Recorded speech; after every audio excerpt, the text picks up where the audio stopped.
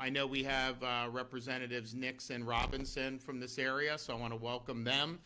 We also have the Insurance Commissioner for the state of Florida, Mikey Jaworski, is here. And we've got some very interesting announcements today. So I think a lot of people have seen over the years, various things. I mean, we talk about groceries, we talk about all these things that have been more difficult, and this is going back really 4 or 5 years now. You've seen the run up, really the COVID, the spending, the printing of money, the supply chain, all these other things contributed to a lot of different things. Well, one of the things that has been the most difficult nationwide has been increases in auto insurance premiums. Florida has had kind of a difficult history of this over the years. Part of its demographics, part of its driving ability and problems on the roads, but part of it was the legal environment where Florida was really a litigation, was considered a litigation hellhole by a lot of folks,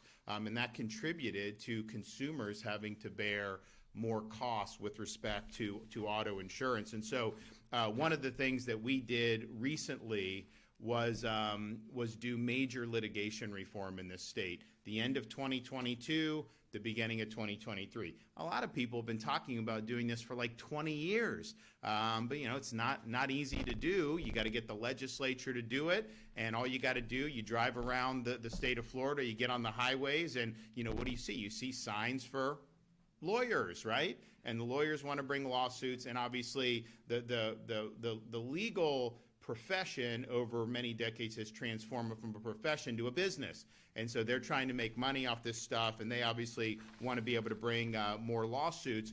But we knew that Florida had a problem. I mean, just with homeowners insurance, the state represented 8% of claims nationwide, but accounted for 78% of litigation costs. Well, guess what? I mean, that's going to be something that policyholders are going to end up paying. It's basic economics. So we did this. They've been trying to do it for many, many years. And, sometimes people think, well, you do sign a bill into law like the next day. Well, where's the result? We said it's going to take time to kind of go through the system. And so if you look at what's happened with auto insurance, so in 2024, it was the #1 nationwide consumer staple in terms of inflation. Average increase in America was like 20% in 2024. We don't have the full numbers yet, but I would say in almost every state, you're seeing auto insurance go up. What's happening in Florida? For 2025, the top 5 auto writer insurance groups have averaged 6.5 reduction in rates. And that includes Allstate, 7% decrease, Liberty Mutual, 5%, State Farm, 4.7%. But honestly, a lot of them are filing more and likely to go down even more. So stay tuned for that. So 78% of our auto market are the top 5 companies, and they are seeing, reduction. And part of the reason they're able to do that is because you have seen a decline in litigation expenses almost really immediately from when the 22-23 reforms were put in. That means that they obviously are not having to expend as much on the administrative stuff. And so what ends up happening? Well, Florida, we have different regulations in these different, and so they're private companies. Obviously, they make decisions, but there is a regulatory framework.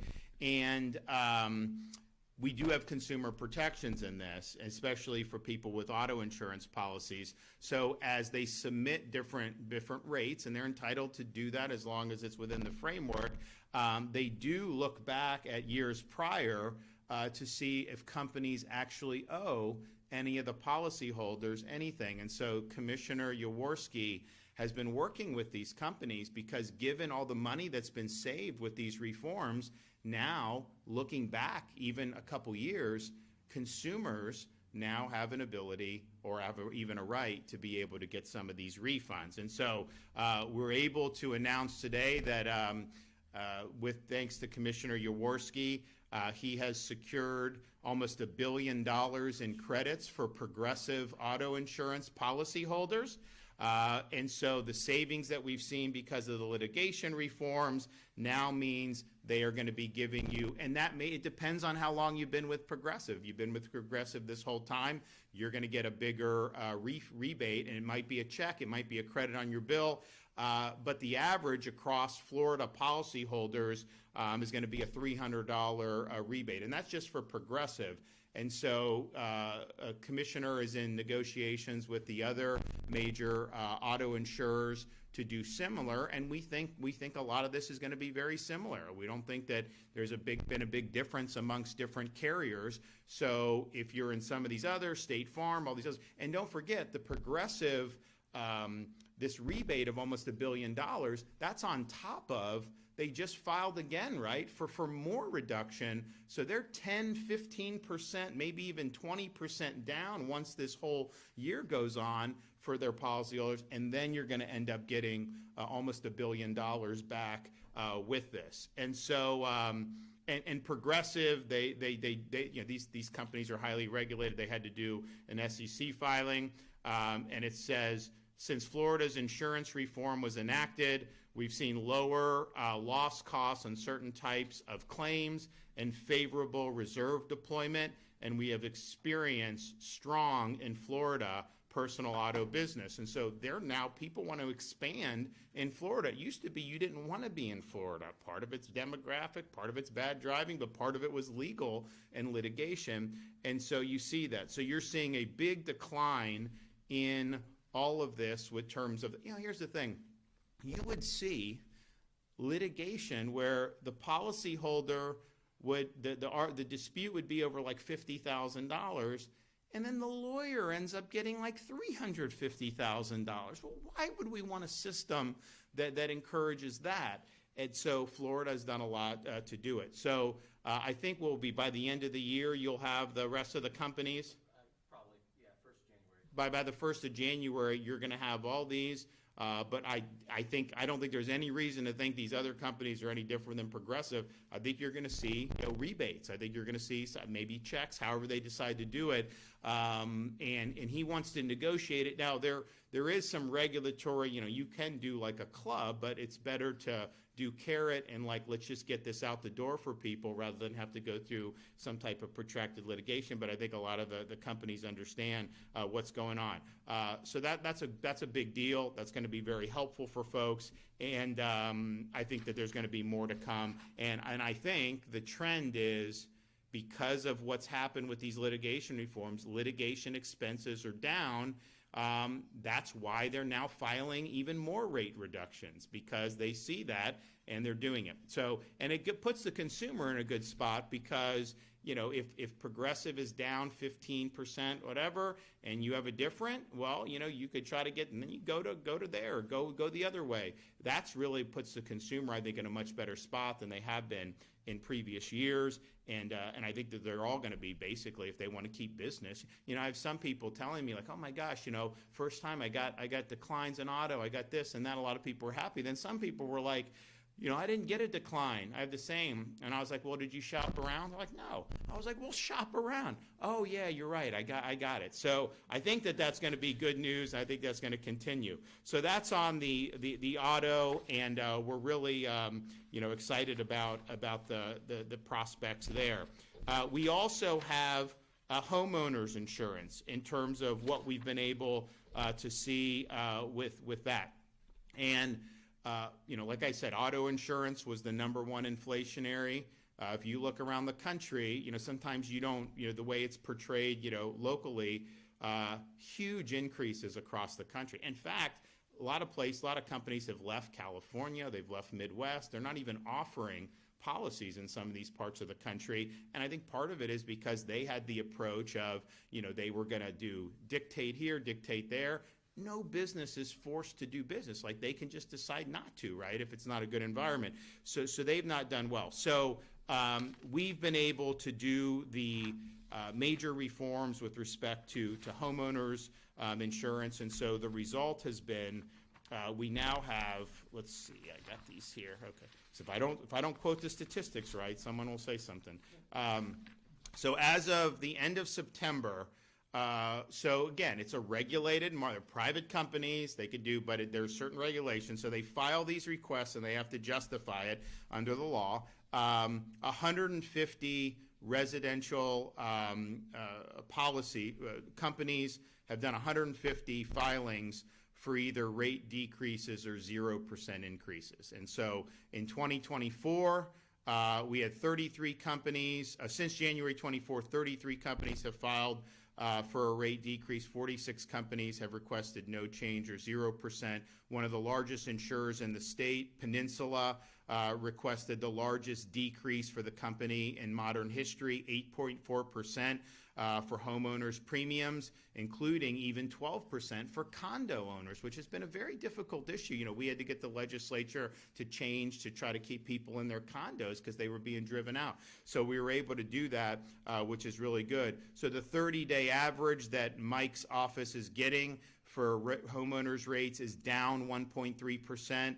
180-day average fell. You know, a year ago it was still going up. You know, now it's down over the last 6 months all in, and it keeps getting more where they're doing more and more reductions. In 2024, Florida had the lowest increase in the nation for homeowners. So just understand what's going on around the country. I mean, you know, it costs a lot more to replace a roof today than it did 5 years ago. That's not limited to Florida. That's true everywhere because of the inflation. And so our average increase statewide in 2024 was 1%, and it was 15, 20, 30% in some other parts of the country. We now have, since these reforms were passed, 17 new companies are now operating in Florida, and so they're bringing capital in and they're offering policies. That's brought in more than $57.4 million in new policyholder to support additional growth in the state's property market. If you actually see in Florida, more people now are on private insurance than they were 5 years ago. Less people are on Citizens, which is the last resort, you know, backed by the state. And honestly, like if something really bad happened, people say, well, maybe the taxpayer would bail out. But even short of that, Citizens under the law has the right to assess every policy in the state. So you could just be like renting a condo in Sarasota and you could get assessed by Citizens. I mean, it's incredible. So we obviously don't want that to happen. I mean, can you imagine what it would be like to get an assessment for something you have nothing to do with? And so we obviously want to prevent that from happening. Now, knock on wood, I mean, there is a storm kind of in the Caribbean, south of Cuba and Jamaica. Most people are saying there's not going to be any impact in Florida, but who knows, right? I mean, these things can shift, so we're watching. But we are getting towards, you know, as you get into the end of October, we're still in hurricane season. The chance of having a major after that goes down a lot. Doesn't mean it's 100%. But if we do get through this without any major impacts, I think Mike's assessment is that you're going to see these companies continue to do rate decrease in their filings. And when you have these new companies, you have an ability to try to get a better bargain. So these are difficult issues because there's a lot of moving parts, and our state just has to deal with certain things, whether it's the auto situation, you know, dealing with the demographics, dealing with the driving, or when you're dealing with homeowners, dealing with the risk. And being a peninsula that's sticking out in the middle of a tropical part of the country, you know, you are just going to have less risk from a storm if you're somewhere in the interior of the country. Now, they have other risks, tornadoes, whatever. California, they have things like earthquakes. We have the hurricane risk. And so when you have a period where you've had 6 majors in 7 years, you know, that's something that obviously is significant. But I would say, you know, we had 2 majors last year, 3 total. If you were 2 years ago and someone said that was going to happen, everyone would have said that there would be no more, that every company would go under, that it would be all government, and that's what people would have predicted. And that's been the opposite that's happened. You're seeing these rate filings go down, even though you had 3 storms last year. And so that's important progress. Now, on both of those were, and the only reason that that's happening is because of the litigation reforms. That was what was causing these costs. Now, the inflation contributed, the risk contributed, but those are things that are outside the control of government, although some people think we control the hurricanes too. I can tell you, if I had that on-off switch, that would be something that I would utilize and keep that dialed down. That would be an easy decision for me. But the litigation reforms has been really significant, and I think Mike will talk more about what he sees kind of in these markets. But the movement has been positive. Here's the thing though, we saw the 24 results where we were the lowest increase in the country. We saw more companies indicate they wanted to do business in Florida. We started to see some of the decreases, both commercially and residentially. We saw positive movement in auto. And last legislative session, you had a movement by the leadership in the Florida House to reverse what was done.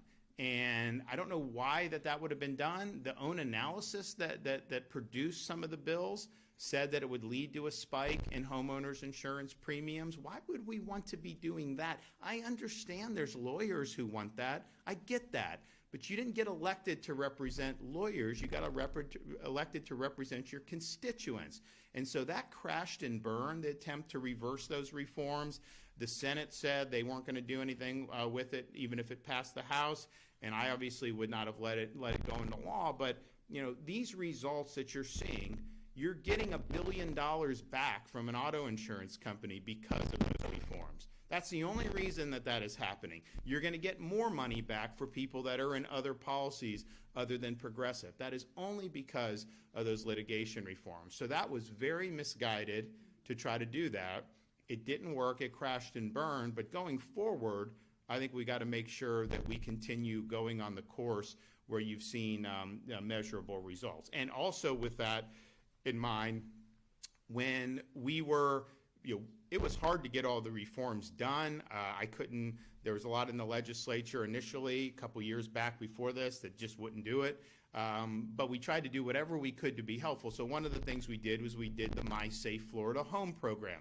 So My Safe Florida Home allows you to apply to do home hardening improvements, and you can get a matching grant. And the reason why we were doing that is because when you do that, one, it's better for you and your property and hopefully less damage if you have a storm, but it also leads to a measurable reduction in insurance premiums. I think it was the average person who went through the My Safe Florida Home improvements qualified for an average of $900 in savings in a given year, which is good. Some had more, some had less, but that was the average. And so we did it. It was very successful. So then we did it again, and I think we did it maybe a few years leading in. So then we got to 2024, the budget, and it had money in it, and people got on a waiting list because the funds ran out. So you ended up having these hurricanes. And so my view is like, listen, you can add or not as much as you want if you're the legislature, but if you've told people to sign up for this, they're on a waiting list, they want to make improvements to their homes, shouldn't you fund at least the waiting list? Like, if you don't want to keep doing it, at least do that. So in January, I called a special session of the legislature. We did for immigration, illegal immigration enforcement. We wanted to do the condos. We wanted to help with hurricane victims from Helene and Milton, and then we wanted to do My Safe Florida Home. And they basically, just said, they didn't want to do the hurricane, they didn't want to do My Safe Florida Home, and they did not want to do condos. They eventually did condos. They were forced to do litigation. It was really the House leadership. They were forced to do illegal immigration. They wanted to actually make Florida a sanctuary state. I mean, can you imagine that? Literally preventing the governor from doing anything about illegal immigration. Like, none of the stuff that's happened would have happened. And we've led the way, not only in arrests and helping ICE, but in terms of removals. Just our deportation operations, you're talking about thousands and thousands of people that in other states they may have ended up just being released because DHS didn't have the capacity. So we've really helped there. But my view on the My Safe Florida Home is if they're on the waiting list, we're January of 2025 at the time, why not clear the waiting list, at least in the areas where you had damage from Milton and Helene? Those folks can then make the repairs And then if we ended up having storms in 2025, then they would be protected from that. But that wasn't done. So then they did do in the regular budget, they did do some money, but they put some restrictions on it. So there are people on the waiting list who were approved for this, who now these funds, are not able to necessarily be reached because they put limitations. So my view is like, look, you made this promise. You told people to sign up. So let's at least clear the waiting list and let's fund this. Now, knock on wood, we'll see. Maybe this area, isn't going to have any impacts from this tropical season. I think that'd be great. I think you deserve a break from it after what you went through last year. So hopefully, but man, why don't we do that? So I think my Safe Florida Home, it's not like it's, there's a lot of different things that happen, but this is something that has made a difference. And especially when people were really struggling during those many years, if we can help to make their property better, but then also get them rebates, that's something that I think we need to do. So hopefully we'll be able to get that done in the upcoming year. Well, what I want to do is make sure that people have that so that they can finish the improvements in time for next hurricane season. To drag it out, I don't think makes a lot of sense. And so that is an important thing that we do to be able to bring relief. So all told, I'm really excited about this announcement with Progressive. I think people being able to, we're so used to going to like the grocery store and like sticker shock or this or that, to actually get money back. That's a really, really good thing. And it's attributed to the reforms that have been enacted in Florida.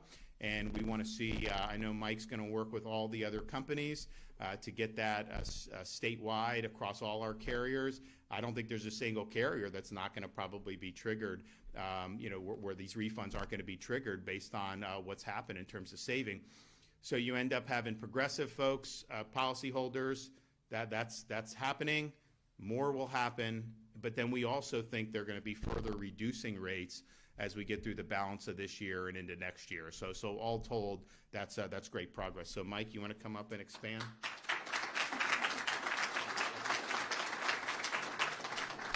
Thank you so much. Thank you, Governor, for your continued leadership in this space. And I would be remiss without also thanking Florida's Chief Financial Officer, Blaise Ingoglia, as well as the Senate leadership, past President, former President Pasadomo, current President Albritton, and future President Jim Boyd have been steadfast defenders of the reforms that now Floridians are seeing the benefit of.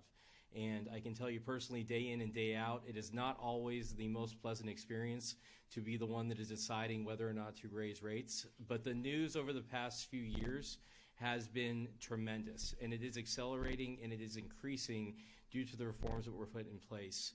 The $1 billion, I want to commend Progressive particularly for coming to the table first. To work with us, to negotiate this, to get dollars back to consumers faster, to avoid those statutory triggers and avoid a fight. Everybody here has just done the right thing. And we look forward, as we're talking to other companies now, to begin that same process. And all these discounts, as the governor mentioned in that space, that reduction, that credit back to consumers, is on top of an unprecedented period in Florida's history where we are seeing rates go down in the auto space at a pace we have not seen in decades.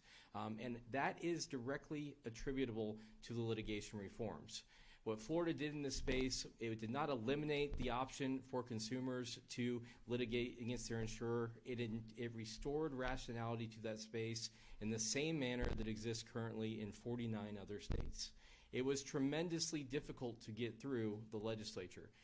The governor worked for multiple years with the Office of Insurance Regulation, with others, to move that ball forward. I don't know if there's another governor that could have done it, frankly, but it has been a tremendous success. And at the same time, we're not just leaving consumers in the lurch.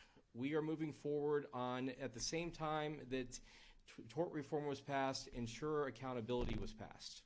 And so that includes tremendous new resources for the office that we have put to use in ensuring that insurers are acting appropriately following claims. So far this year, we have closed over 100 investigations into insurer activity. We've closed dozens of market conduct examinations. We've fined insurers more than in the past decade. in this past year. And we have returned over, on top of these other things, where we've identified issues where consumers should have been paid more or a different amount, we've returned that in the form of restitution to consumers to ensure that they are made whole. When a catastrophe strikes, it is often the worst day of a consumer's life. When they've lost their home, when they have nowhere to place their family, when they're not sure about the future. And the promise of insurance is that they will be there to make those consumers whole. And we're going to continue to be on the back end making sure that those companies are doing the right thing. We'll continue to ramp up accountability smartly so it doesn't scare off competition, but ensures that we have a vibrant marketplace that our consumers can rely on. On the property front, the governor mentioned Florida had the lowest increase in the cost of property insurance in the country last year. And I expect it to be a similar trend this year. And that, again, is directly attributable to tort reform. At the same time, imagine a situation 4 years ago where we had 3 major hurricane strikes on the state of Florida at the same time of having the lowest rate increase in the country, where other states such as Nebraska are increasing by 2-fold, 3-fold. It truly is an amazing testament to this hard journey of doing the right thing to fix this marketplace, not just for those of us that live here now, but for our kids, for other people that move here in the future, for everyone else. It is a long-term, never-ending story in some respects to keep these markets vibrant, but the tort reforms stand among those that have happened in the past, such as the creation of the CAT Fund, such as Citizens, such as the public model, such as all these things that Florida has done ahead of other states to handle this problem. And so I'm hopeful that as we move into this next legislative session that we can talk about, I think the governor has expressed in the past, he's more than happy to talk with the legislature about things that move the ball forward in insurance for consumers. He mentioned My Safe Florida Home already, and some other things. I'm hopeful that we can move the ball forward on things that will meaningfully add value to the consumers in the state and move past this trial bar issue that exists among bad acting attorneys in the space. That $1 billion, much of it that is now going to the pockets of consumers, would have been going to those attorneys' wallets. And that is the bottom line. And so we'll continue to see that success. We'll continue to see the good news emerge. I'm very optimistic about reinsurance, which is somewhat a complicated space, but it's essentially insurance for insurance companies. Florida is heavily reliant on reinsurers for our catastrophe risk. I expect that market to show continued signs of improvement following this year, which will lower the cost in a rapid way for all consumers of property insurance in the state. And so I want to just thank everyone again. Thank you, Governor. Thank you to the House, to the Senate, who have stood by and kept these reforms in place. And I hope we can continue that trend and do great things for Floridians. Great.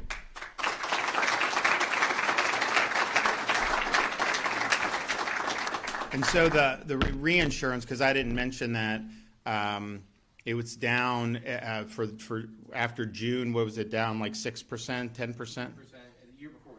Okay. Yeah, so I mean, this is just, these companies have to buy reinsurance, right? And so when reinsurance spikes, and again, it's not just like, the reinsurance is much more than just Florida, but Florida plays a huge role in reinsurance. And because of the reforms, the reforms that were done at the end of 22, the reinsurance they said was going to go up a lot more. It still went up.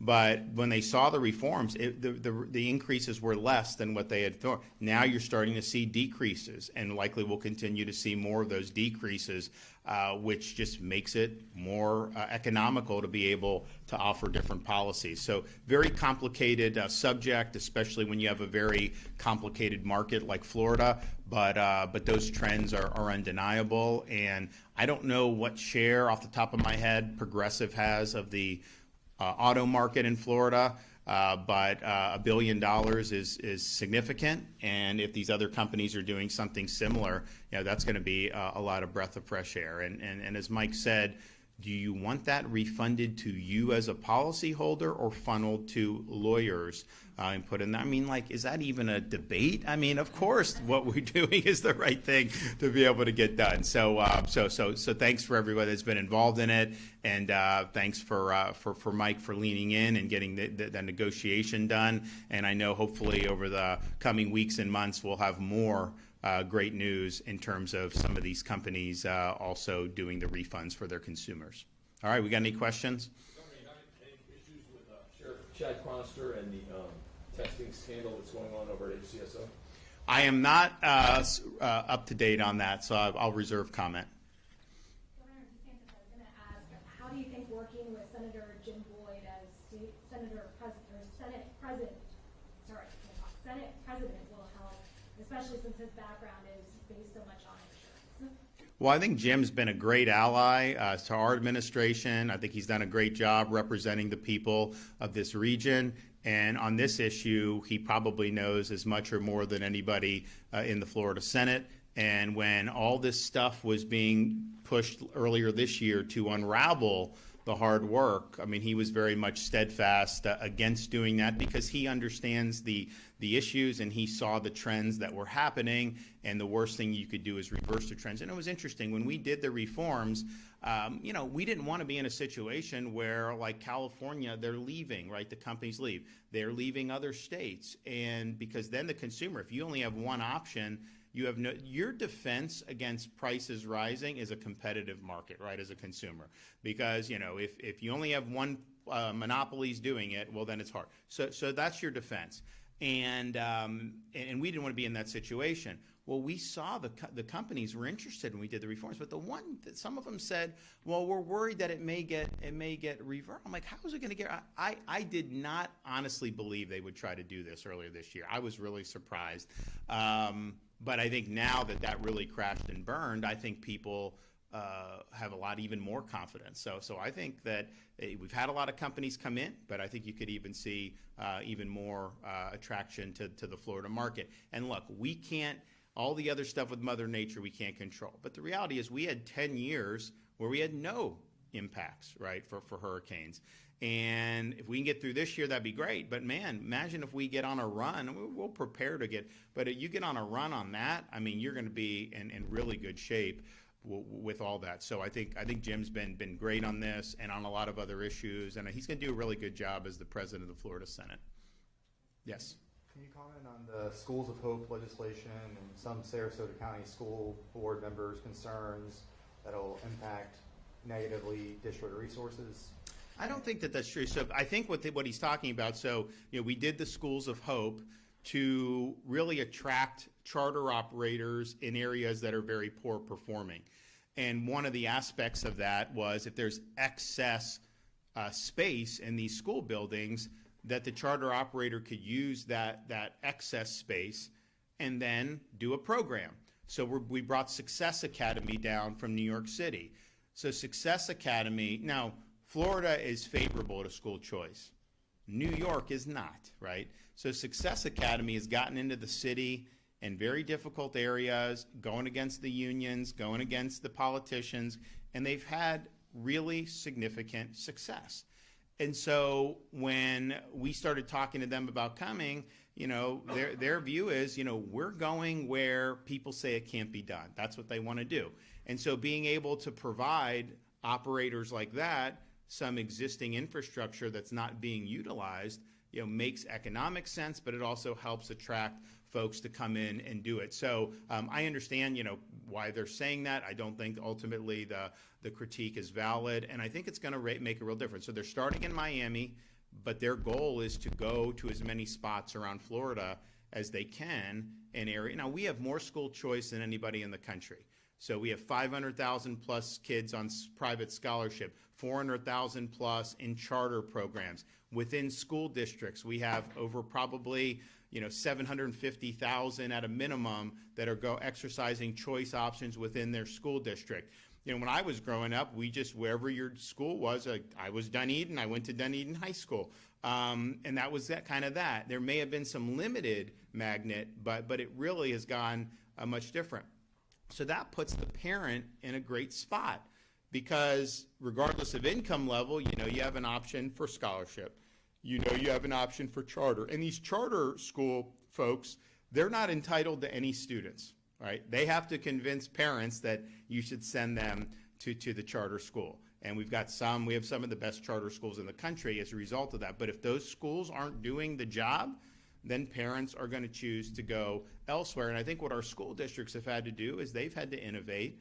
They've had to offer more choices to parents. Miami-Dade top performing urban school district in America, they have 70+% of their students do not attend their local neighborhood school. They're in magnet programs, they're in charter, they're in all these other things. So I think that formula has proven to work. And interestingly, if you take just our charter population, which is over 400,000 students, that'd be more students than probably a third to a half of U.S. states would have in their total K-12 system, because Florida's obviously a big state. And the charter students, are disproportionately low income compared to Florida as a whole.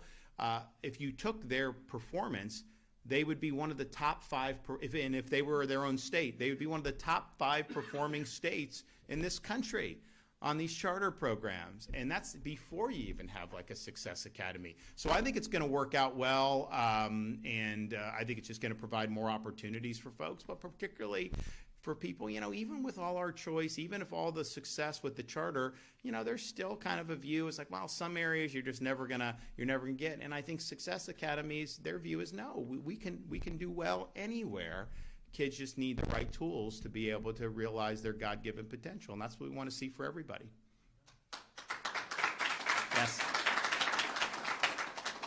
been some concern about charter schools, if they do take over a public school that doubles as a hurricane evacuation center, that they won't be getting those services. No. So, listen, when you're in Florida, you're on the team when it comes to the hurricane stuff, right? Like, we're just not gonna like you will be on the team. That's not gonna be an issue. We will make the, between Kevin Guthrie and Stasi Kamutsis and everybody, that is not gonna be an issue. Now, hopefully we don't need to go down that road.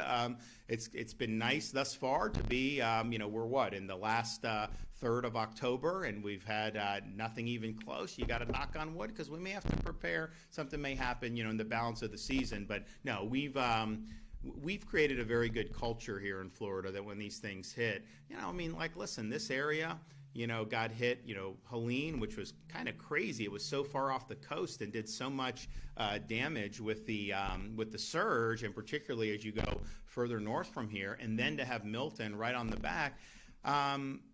Most parts of this country would have never been able to bounce back as good. I know there's still stuff to do, don't get me wrong, but this is, honestly, I went to a charity event in Longboat Key a couple months ago. I knew everything that had happened, but I'm seeing new construction, I'm seeing nice beach. It's just a different mindset. And so we kind of understand these are things that we got to contend with. We do a lot to prepare, overwhelming response, and then try to get people back on their feet as soon as possible. There are parts of this country that they get hit and they never come back. Heck, even in Florida that used to be, when Andrew hit Homestead, it was a devastating storm, no doubt, but compare how Panama City has responded to Michael in I came in 2019, we were doing a lot of the stuff. It hit in 2018 to Andrew. I remember I was in college playing baseball. We're down playing. They had a stadium there because they wanted to have, they may have even had spring training at one point, or they wanted to attract it. And this is 10 years, almost 10 years later, and it was just it was dead. Now, they've done a lot of good things since then, and I think particularly recently, I've been impressed with what they've done. But that was a long road. You didn't have the infrastructure in place. You didn't have the same response. You talk to people who were in that area after Andrew, it was almost like a war zone in terms of no power, not a lot of law and order. It really was crazy. Now it's just much different in terms of how you do that. And so I think people, that's not just me saying we're just going to get this done. I obviously got to lead. There's certain things I have to do, and we've done a lot with the power to have everything staged and get that on. Search and rescue. We do different things with the bridge. We rebuild the bridges quickly and all this stuff. We're happy to do all that, but you've got people at all levels.